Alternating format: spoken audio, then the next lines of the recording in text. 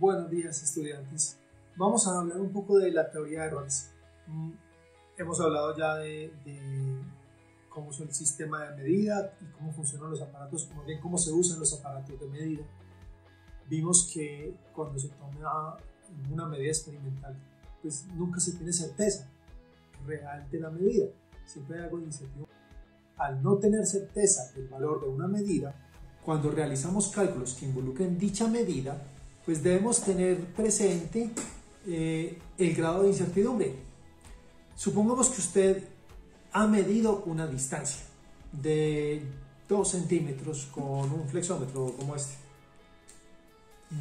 La medición reportada entonces es 2 centímetros más o menos una incertidumbre de 0.1 centímetros.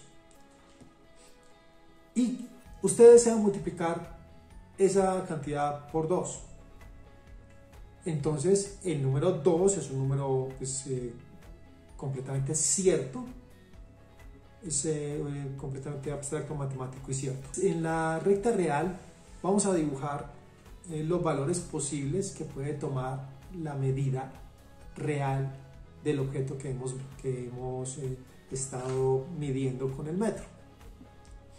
El valor central es X con el sombrerito, pero los valores posibles de la medida van desde X con sombrero menos la incertidumbre hasta X con sombrero más la incertidumbre, lo cual nos da un intervalo continuo.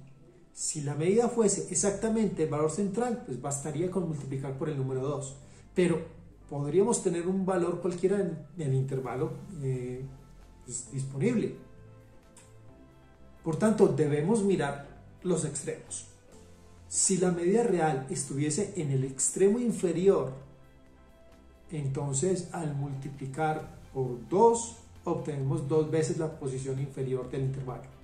Pero si la medida estuviese en el extremo más grande, pues análogamente al multiplicar por 2 tenemos el doble de la medida del borde superior del intervalo, 2 veces X superior.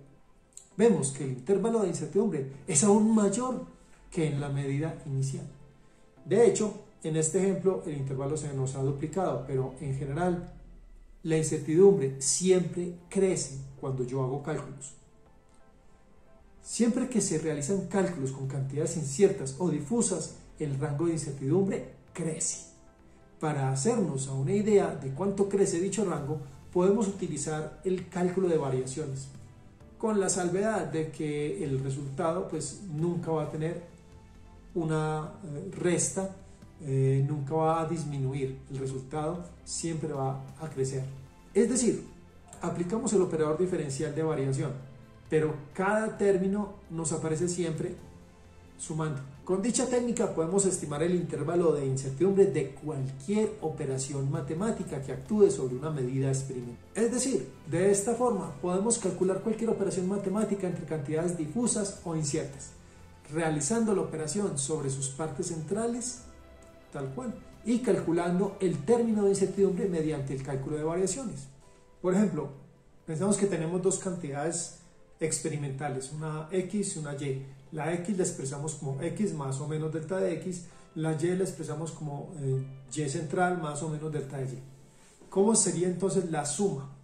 La suma de X más Y sería parte central de X más parte central de Y. La incertidumbre de la suma entonces aparecería como segundo término más o menos delta de X más Y. ¿Cómo se calcula? Con el cálculo de variaciones nos dice que la variación de X más Y es igual a variación de X más variación de Y. Entonces, para el cálculo de la resta, X menos Y sería X central menos Y central, más o menos pues la incertidumbre de X menos Y. La incertidumbre de X menos Y la calculamos según el cálculo de variaciones como delta de X, o sea, incertidumbre en X o variación en X menos variación en Y, pero como esto no es una variación propiamente, sino que es una incertidumbre, entonces no vamos a poner menos, sino más. Cambio en X o variación en X más variación en Y. Para el producto X por Y es parte central de X por parte central de Y. y su incertidumbre, pues más o menos la incertidumbre de X por Y, donde la incertidumbre del producto va a ser parte central de X por incertidumbre de Y más parte central de Y por incertidumbre de X. Para la división X sobre Y sería su parte central, pues la parte central de X dividida la parte central de Y, más o menos su incertidumbre.